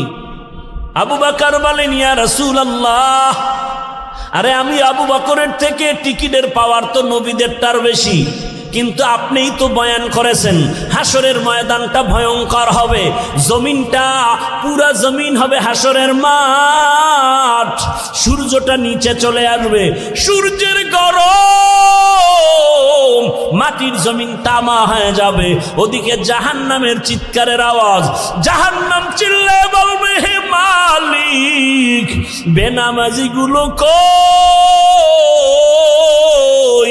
গুনাহগার গুলো আমার পেটের মধ্যে দাও, আমার পেটের মধ্যে ক্ষুধা। নবী আপনিই তো ভয়ঙ্কর হালাতের কথা বলছেন, জাহান্নামের চিৎকারে হাসরের ময়দানটা থরথর করে কেঁপে উঠবে। এমনকি আমার আল্লাহ রাগ হয়ে আওয়াজ দিবেন লিমানিল মুলকুল ইয়াউম লিল্লাহিল ওয়াহিদিল কাহ্হার। এত কঠিন আওয়াজ হবে, হাসরের ময়দানটা থরথর করে কাঁপতে থাকবে। ও নবী আপনিই বয়ান করেছেন এত কঠিন হালাত, নারী আর পুরুষ সব উলঙ্গ দাঁড়াবে হাসরের মাঠে। আম্মা জান আয়েশা বলেন নবী মানুষ কি লজ্জা পাবে না? কয় ওরে আয়েশা জানো না এমন ভয়ঙ্কর হালাত হবে একজনের দিকে আর একজন তাকাবারও হুঁশ হবে না। এমন কঠিন অবস্থায় আল্লাহর নবীরা পর্যন্ত কান্না শুরু করবেন। আদম নবী কান্না করবেন, ঈসা নবী কান্না করবেন, ইব্রাহিম নবীর কান্না, মুসা নবীর কান্না, দাউদ পয়গম্বরের কান্না, নূহ পয়গম্বরের কান্না চলবে। নিজের উপায় নাই, কি উপায় হবে সেই চিন্তা, উম্মতের চিন্তা নাই। ইয়া রাসূলুল্লাহ এক পর্যায়ে আল্লাহ আবার একটা কঠিন আওয়াজ দিবেন, ওয়ামতাজুল ইয়াউমা আইয়ুহাল মুজরিমুন। আল্লাহ একটা গায়বী আওয়াজ দিয়ে বলবেন ও গুনাহগারেরা, ও বেনামাজিরা, ও বেপরদাওয়ালারা, যারা কোরআন হাদিস মানো নাই, আলেম ওলামা মানো নাই, নবী রাসূল মানো নাই, আজকে আমার নেককারদের থেকে তোরা আলাদা হইয়া যা, নেককারদের থেকে আলাদা হ, গুনাহগারেরা ভয়ে আলাদা হবে না। আল্লাহ বলবে আমি কুদরতি ভাবে বাছুনি দিব, বাঁচতে গিয়া যখন ধরে ফেলবো ওই গুনাহগারগুলো বাতাসের মতো উড়িয়া উড়িয়া জাহান্নামের রাস্তায় পড়বে। আর আল্লাহ বলবেন ও আমার নেকামুলওয়ালা, ও পর্দাওয়ালা নামাজি, সূর্যের গরম মাথায় লাগাইস না, আরশে আজিমের নিচে গিয়ে অপেক্ষা কর, রহমতের নবীর সাথে তোমরা সব জান্নাতে যাইবা। আর যারা গুনাহগার বেনামাজি এদেরকে জাহান্নামের পথে দাঁড় করাইয়া আল্লাহ বলবে ও ফেরেশতারা লাইনে দাঁড় করাও, আর আমি বাম হাতে আমলনামা দিব। ও রহমতের নবী, আল্লাহ যদি আমি আবু বকরকে ডাইকা বলে আবু বকর আমার জান্নাত পাইয়া কি নিয়ে আসছো বলো, আমি যদি বলি আল্লাহ তোমার জান্নাতের মোহাব্বতে তোমাকে পাওয়ার জন্য নামাজ রোজা তেলাওয়াত জিকির নিয়ে আসছি, আল্লাহ যদি বলে আবু বকর আমি যেইভাবে নামাজ চাইছি ওইভাবে হক আদায় করে নামাজ আদায় করো নাই, আমি যেইভাবে রোজা চাইছি ওইভাবে হক আদায় করে তুমি রোজা আদায় করো নাই, তোমার আমল আমার কাছে পছন্দ হয় নাই, সাথে সাথে আমার উপরে জাহান্নামের অর্ডার জারি হয়ে যাবে। ওই সময় আমি আবু বকরের কি উপায় হবে? চোখের পানি ছেড়ে কান্না করি, ও পয়গম্বর দোয়া করবেন আল্লাহর আদালতে যেন নাজাতের রাস্তা খুলিয়া যায়। ও আমার যুবক বাবারা, বৃদ্ধ বাবাজিরা, পর্দার আড়ালের মা বোনেরা, আমি যে এত কষ্ট করে আপনাদের যত বয়ান শুনাইছি আমি একবারও কিন্তু বলি নাই মাদ্রাসায় আসো, স্কুল ছেড়ে দাও, কলেজ ছেড়ে দাও, না, বরং তুমি কলেজে পড়ো, স্কুলে পড়ো, দাবি নাই। তুমি ডাক্তার হও, ইঞ্জিনিয়ার হও, প্রফেসর হও, এসপি হও, ডিসি হও, এমপি মন্ত্রী যাই হও না কেন, অনুরোধ করি বাবা তোমার মতো কত যুবক স্কুল কলেজে পড়িয়াও নামাজ ছাড়ে না, দাড়ি কাটে না। নিজের বিবেকটাকে জিজ্ঞাসা করো তোমার কপাল কেন খারাপ, তুমি পারো না কেন? তোমার মতো কত যুবক রাস্তায় গাড়ি চালায়, 5 বেলার নামাজ পড়ে নাই, বলো তুমি কেন পারবা না? তোমার মতো যুবক র্যাব আর্মি পুলিশ বিডিআরের চাকরি করে নামাজ পড়ে, তুমি কেন পারো না? তোমার মতো যুবক তাকায় দেখো, নদীর মধ্যে মাছ ধরে নামাজ পড়ে, কৃষি কাজ করে নামাজ পড়ে, নিজেকে জিজ্ঞাসা করো তোমার কপালে কার বরদোয়া লাগছে, মা বাবার নাকি শিক্ষকের নাকি উলামায়ে কেরামের? না হয় তোমার মতো যুবক যদি দুনিয়ার সব লাইনে চাকরি করে ব্যবসা করে নামাজ পড়ে, তুমি পারো না কেন? ও পর্দার আড়ালের আম্মা জানেরা, আপনার মতো কত মা এই এলাকায় এখনো খুঁজলে পাওয়া যায়, বেপর্দায় চলে না, নামাজ ছাড়ে না, মোবাইলে সময় নষ্ট করে না। ও আম্মা জানেরা, বোনেরা, মনটা কি চায় না একজন আদর্শমান ডাক্তারের মা হয়ে যাবেন? আপনার সন্তানের ব্যবহারে শিক্ষকরাও দোয়া করবে, আপনার সন্তানের আচরণে আলেম ওলামাও দোয়া করবে, আপনার সন্তান ডাক্তারি করবে, নামাজ পড়বে, কোরআন তেলাওয়াত করে আপনাদের জন্য দোয়া করবে। এরে আম্মা জান, যদি এমন চান আপনাকে আদর্শবান হতে হবে, আর জমিনে রহমতের নবীর আদর্শ থেকে সুন্দর আদর্শ আর নাই। ও আল্লাহর বান্দারা, ও আমার যুবক বাবারা, মা বোনেরা, বৃদ্ধ বাবাজিরা, তওবার দরজা খোলা, আল্লাহর কাছে তওবা করেন, সাহায্য চান, নামাজের মাধ্যমে, ধৈর্যের মাধ্যমে আল্লাহকে মনে মনে ডাক দেন। ও যুবক বাবা, জীবনে তো দাড়ি কম কাটো নাই, বেপরদায় কম চলো নাই, এখনো কি তোমার মনের শখ মিটে নাই রে বাবা? কয়দিন আর হায়াত পাইবা জানা নাই, আর কবে গুনাহ থেকে তওবা করবা জানা নাই। অন্তর যদি ভালো হয়, যদি তওবার নিয়ত থাকে, মনে মনে আমার আল্লাহকে ডাকো আর বলো হে আল্লাহ, জীবনে কত হাতের দ্বারা গুনাহ করলাম, জবানের দ্বারা গুনাহ করেছি, চোখের দ্বারা গুনাহ করেছি। ও আল্লাহ, আমার মতো যুবক জেনারেল লাইনে থাকিয়া যদি নামাজ পড়ে আমি কেন পারবো না? আল্লাহ তুমি বুঝি বেজার হয়ে গেছো, আজকে থেকে তওবা করতেছি, মরিয়া গেল আর নামাজ ছাড়বো না, দাড়ি কাটবো না, বেপরদায় চলবো না, মা বাবার দোয়া নিয়া, শিক্ষকের দোয়া নিয়া, ওলামায়ে কেরামের পরামর্শ নিয়া রসুলের আদর্শ মেনে চলবো। আর আলেমদের মোহাব্বত অন্তরে নেও, কারণ এই ওলামায়ে কেরাম তোমার জন্য চোখের পানি ছেড়ে আল্লাহর কাছে দোয়া করে, গোটা উম্মতের হেদায়াতের জন্য দোয়া করে। আরে এত কষ্ট করে লেখাপড়া করে এই মাদ্রাসার সন্তানগুলো, খোঁজ নিয়ে দেখবা রাতের বেলা ঘুমায় না, ভোর রাতে উঠিয়া মাওলার কোরআন তেলাওয়াত করে, নামাজ পড়ে, দোয়া করে, এলাকায় শান্তি দাও, অসুস্থ রোগীদের সুস্থ বানাও। ওই উলামায়ে কেরামের দোয়া নিয়ে চলিও রে যুবক। আর উলামায়ে কেরাম যেখানে তৈরি হয় ওদিকে তোমার অন্তরটা নরম রাখিয়া পারলে সহযোগিতা করিও। আর আল্লাহকে বলিও, আল্লাহ আলেম হইতে পারি নাই, একজন আলেমের সহযোগী হতে চাই, একটু সহযোগিতাও করিও। আল্লাহর মোহাব্বতে কোরআনওয়ালাদের সহযোগিতা করা, জীবন তোমার দুনিয়াতেও কামিয়াব হবে, পরকালেও কামিয়াব হবে। খবরদার এমন অন্তর যেন না হয় যে কোরআনওয়ালাও হতে পারলা না, কোরআনওয়ালাদের খেদমতেও তুমি আসতে পারলা না, এমন বদনসিব যেন তোমার না হয়। ওয়ালানাবলুওয়ান্নাকুম বিশাইইম মিনাল খাউফি ওয়াল জুই ওয়া নাকসিম মিনাল আমওয়ালি ওয়াল আনফুসি ওয়াস সামারাত ওয়া বাশশিরিস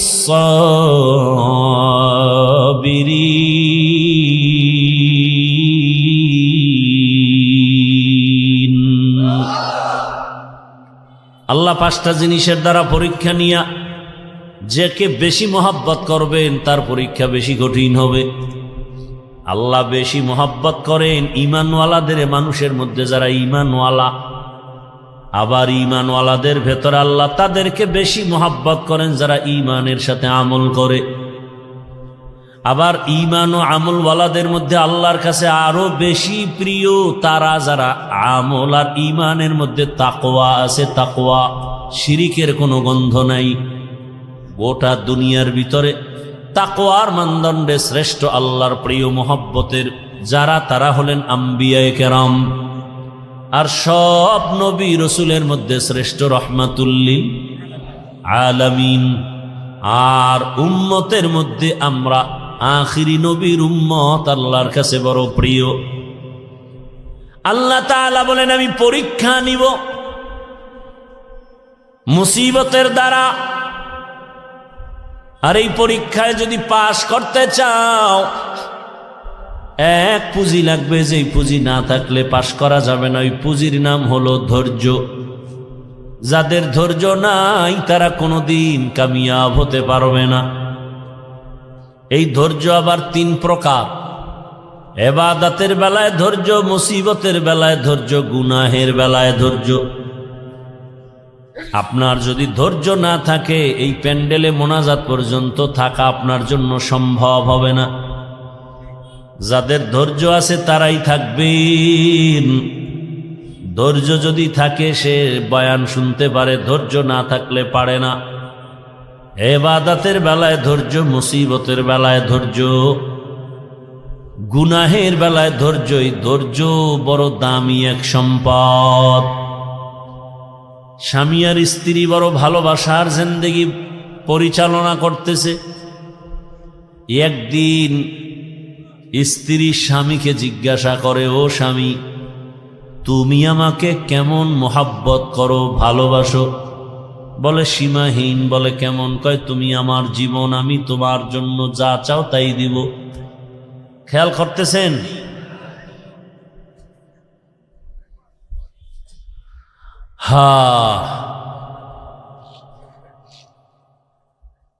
স্ত্রী বলে, যা চাইব তাই দিবা? বলে হ্যাঁ তাই দিব।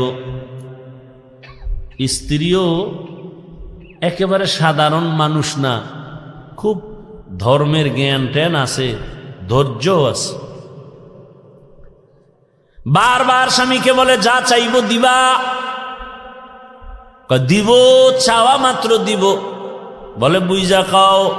হ্যাঁ বুঝা কইছি। ওয়াদা? বলে ওয়াদা। স্ত্রী পরীক্ষামূলক বলে, আমাকে 3 তালাক দিয়া দাও। স্বামীর মাথা ঠিক আছে নি? গরম হয়ে গেছে। বললা কি? কই না ওয়াদা করলা, যা চাইব তাই দিবা, দাও, তালাক দাও। স্ত্রীর কথা শুই না স্বামী বলে, কল্লা যেতে পারে, তালাক তোমাকে দিব না, কারণ তোমার মতো একটা আবেদা স্ত্রী পেয়ে আমার জীবন বড় ধন্য। দুইজনের মধ্যে একটু বাক বিতণ্ডার সমাধানের জন্য জামানার নবীর দরবারে রওয়ানা। হঠাৎ রাস্তার মাঝে গিয়া স্বামী বেচারা পড়ে গিয়া পাটা ভেঙে গেছে, চিৎকার দেয় বাঁচাও। স্ত্রী হাত ধরে বলে এত কাঁদো কেন? বলে পা ভেঙে গেল। এবার আল্লাহর বান্দি বলে নবীজির দরবারে যাওয়ার প্রয়োজন নাই, চলো আমরা উল্টা বাড়ির পথে চলো। বাড়ির মধ্যে যাইয়া স্ত্রী ডাক দিয়া বলে স্বামী আমারে দয়া করে মাফ করে দেও, আমার কথা আমি উড্ড করে নিলাম, তালাক চাই না। স্বামী ডাক দিয়া কয় বিবি আমার, নুজহাতুল মাজালিস নামক কিতাবে ধৈর্যের বয়ানের মধ্যে ঘটনাটা পাওয়া গেছে। ও বিবি, তালাক চাইলা কেন? আবার তুমি তালাক ফিরাইয়া নিলা কেন? তোমার কথা। বলে শোনো স্বামী, তুমি রসুলের হাদিস কি শুনো নাই? রহমতের নবী বলছেন আল্লাহ যাকে বেশি ভালোবাসবেন মুসিবত দিয়া পরীক্ষা নিবেন। আমি তোমার ঘরে যত বছর সংসার করেছি একটা মুসিবত তোমার ঘরের মধ্যে আমি দেখি নাই। কোনোদিন তুমি মুসিবতে পড়ে আহ শব্দ বলো নাই। আমি বুঝলাম যেখানে মুসিবত নেই সেখানে রহমত নাই, যেখানে রহমত নাই সেখানে আমিও থাকতে চাই না, তালাক চেয়েছ। হঠাৎ রাস্তার মাঝে গিয়ে তুমি পড়ে গেছো, তোমার পা ভেঙ্গে তুমি চোখের পানি ছেড়ে কান্না করেছ। মুসিবত, আমি বুঝতে পেরেছি রহমত নাজিল হয়েছে। মুসিবত আসছে, যেখানে মুসিবত আছে সেখানে রহমত আছে, আর যেখানে রহমত আছে আমিও সেখানে আছি। या इलाही मुझसे मुझको दूर कर, ताकि देखो मुझ में तुझको एक नजर। या इलाही तू मेरा माबूद है, या इलाही तू मेरा माशूक है। আল্লাহ যাকে বেশি ভালোবাসবেন তাকে মুসিবত দিয়া পরীক্ষা নিবেন। অন্য হাদিসের মধ্যে নবী বলেন আদ-দুনিয়া সিজনুল মুমিন ওয়া জান্নাতুল কাফির। দুনিয়াটা মুমিনের জন্য জেলখানা, বেঈমানের জন্য শান্তির জায়গা, বালাখানা। যত শান্তি দুনিয়ায় মুমিন কখনো শান্তি পাবে না, বেঈমান শান্তি পাবে দুনিয়ায়, মরার পরে অশান্তি শুরু হবে, শেষ হবে না। আর মুমিন কষ্ট করবে দুনিয়ায়, মরণ পরে এমন শান্তি শুরু হবে আর কোনো দিন শেষ হবে না। দুনিয়ায় শান্তি, পরকালে কষ্ট বেঈমানের জন্য। দুনিয়ায় কষ্ট, পরকালে শান্তি মুমিনের জন্য। তবে মুমিন যদি আল্লাহর উপরে ভরসা করে, যদি একটু আখেরাতের লাইনে আগাইতে থাকে, দুনিয়ায় বান্দা সম্মান পাবে, বোনাস। কি সমস্যা ভাইরা আমার? আল্লাহ যাকে বেশি মোহাব্বত করেন তাকে মুসিবত দিয়া পরীক্ষা নেন।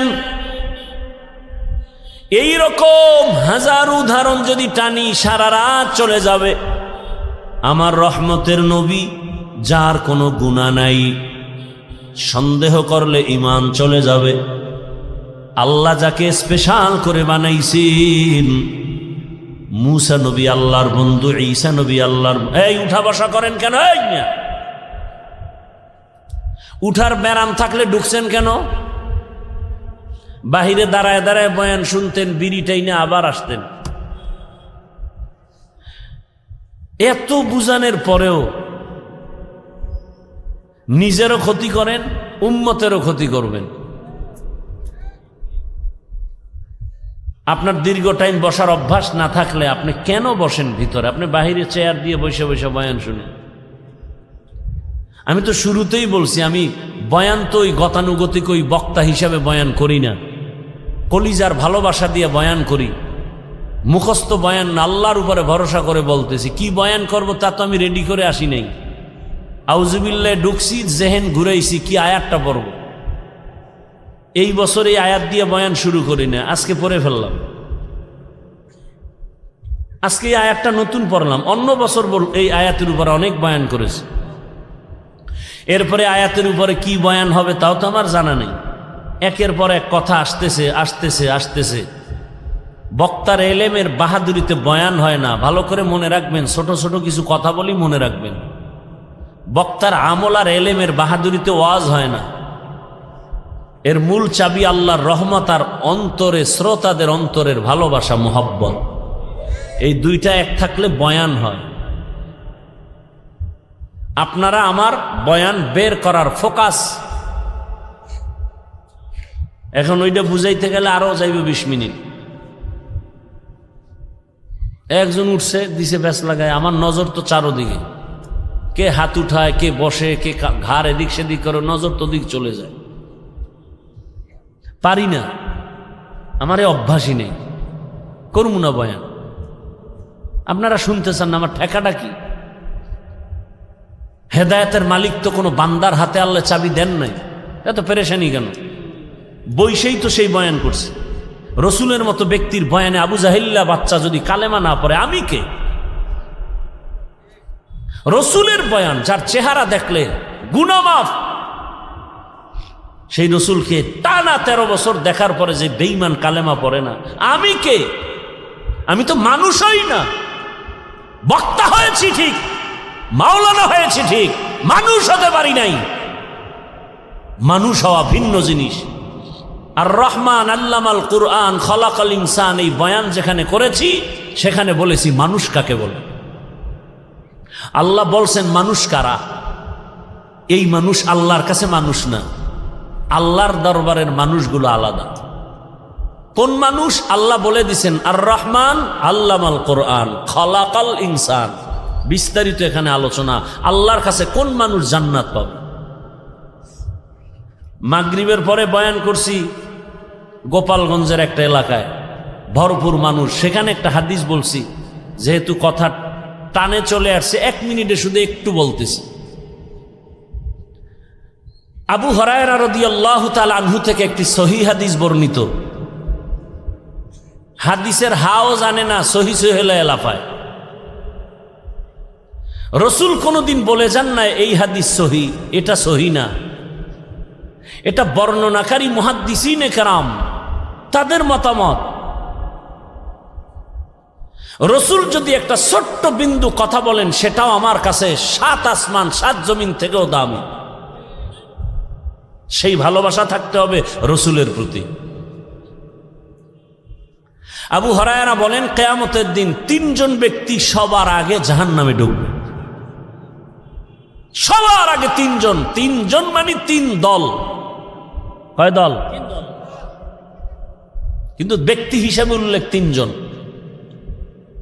কেমন 3 জন? দুনিয়ার সব জ্ঞানীরা বলবে এরা 3 জন জান্নাত যাবে বিনা হিসাবে, কিন্তু আবু হুরায়রা বলেন রসুল বলেছেন 3 জন সবার আগে জাহান্নামে ঢুকবে। আবু হুরায়রা এই হাদিসটা বলতে গিয়া একজন সাহাবীকে শুনাইতে গিয়া 3 বার বেহুশ হয়ে গেছেন। কয়বার? 3 বার বেহুশ হয়ে গেছেন। সেই 3 ব্যক্তিকে দুনিয়ার জ্ঞানীরা বলে তারা বিনা হিসাবে জান্নাতি, আর আল্লাহ বলবে শিকল লাগায় জাহান্নামে ঢুকা। এর মধ্যে প্রথম ব্যক্তি যুদ্ধের ময়দানের গলা কাটা শহীদ, যে ইসলামের ময়দানে কাফেরের মোকাবেলায় যুদ্ধ করে শহীদ, আল্লাহ তাকে বলবে রে জাহান্নামে ঢুকা। দ্বিতীয় আমার মতো মাওলানা, আল্লাহ বলবে এই মাওলানা দিকে, দুনিয়ার মানুষ তোর বয়ান শুনছে, তোরে এলেম দিছিলাম, কি করছো? আল্লাহ এই যে ওয়াজ করছি, দাওয়াত দিছি। মানুষ তো তাই জানে, আমি তো ভিতরেরটা জানি। মানুষ তো তোর উপরেরটা জানে, আমি তো ভেতরেরটা জানি। তোরে আল্লামা না লেখলে মনে কষ্ট পাইতি, কেউ জানতো না, আমি জানি। কি এই রোগ নাই? নামটা কেন নিচে হয়েছে? এই রোগ আছে। নাম কেন ছোট হলো, বড় হলো না? মনে তোর কষ্ট কেউ জানে না, আমি তোর অন্তরের খবর জানি। আরো কথা বলার সুযোগ নাই। আল্লাহ বলবে এই জাহান্নামের ফেরেশতা ধর এই মাওলানারে, জাহান্নামের ভেতরে ঢুকা। শহীদেরাও জাহান্নামে, মাওলানাও জাহান্নামে, 3 নাম্বার ব্যক্তি হবে যারা মাদ্রাসা মসজিদে দান সৎকা করে, কইবে দর এই বহু ফকিন্নির মাঝে তোরে টাকাওয়ালা বানাইছি, করছো কি? আল্লাহ মাদ্রাসা মসজিদ কেন করছো? কয় দিনের জন্য। হ্যাঁ, মানুষ জানে দিনের জন্য, কিন্তু আমি ভিতরেরটা জানি। 50,000 টাকা দান কইরা চায়ের দোকানে চাপাবাজি করছো, পুরা মসজিদ তুই কইরা দিছ। তোর নামে আলহাজ না লাগাইলে মাথা গরম। দান করার পরে তোকে মারহাবা না বলার কারণে তোর মেজাজ গরম, পারো না টাকা ফিরাই নিয়ে যাও। জাহান্নামের ফেরেশতাই নাফরমানের ধর, জাহান্নামের শিকল লাগায় জাহান্নামে নাও। ও আমার প্রিয় বাবারা, যুবক, পর্দার আড়ালের মা বোনেরা, বৃদ্ধ বাবাজিরা, শহীদের হালাত যদি এমন হয়, মাওলানাদের হালাত যদি এমন হয়, মাদ্রাসা মসজিদ করনেওয়ালা দানবীরের হালাত যদি এমন হয়, একটু 1 মিনিট চিন্তা করেন আপনার আমার উপায় কি হবে। জিন্দেগি মে বন্দগি তু করনা হে, जिंदगी में बंदगी तू करना है, जिंदगी बे बंदगी शर्मिंदा है, जिंदगी बे बंदगी शर्मिंदा है। दुनिया में हो दुनिया का तलबगार न हो, बाजार से गुजर हो खरीदार न हो। ये दुनिया एक मिसले कागज फूल है, ये दुनिया एक मिसले कागज फूल है, जिंदगी में बंदगी तू करना है, जिंदगी बे बंदगी शर्मिंदा है, जिंदगी बे बंदगी शर्मिंदा है। जिंदगी में बंदगी कुन बंदगी, बंदगी बे जिंदगी शर्मिंदगी। ভাইরা আমার, বলার সময় কই আল্লাহ তাআলা বলেন, আমি চাই না আমার আদরের কোনো বান্দা বান্দি জাহান্নামে যাবে। আল্লাহ কখনোই চান না কেউ জাহান্নামে যাবে। আল্লাহ চান না হিন্দুরা জাহান্নামে যাক, খ্রিস্টানেরা জাহান্নামে যাক, ইহুদিরা জাহান্নামে যাক। আল্লাহ মোটেই চান না। বলে তার প্রমাণ, আল্লাহ বলেন আমি সব সময় তওবার দরজা খুলে রাখছি। আয় কুল ইয়া ইবাদিয়াল্লাযীনা আসরাফু আলা আনফুসিহিম লা তাকনাতু মির রাহমাতিল্লাহ ইন্নাল্লাহা ইয়াগফিরুয যুনুবা জামিআ ইন্নাহু হুয়াল গফুরুর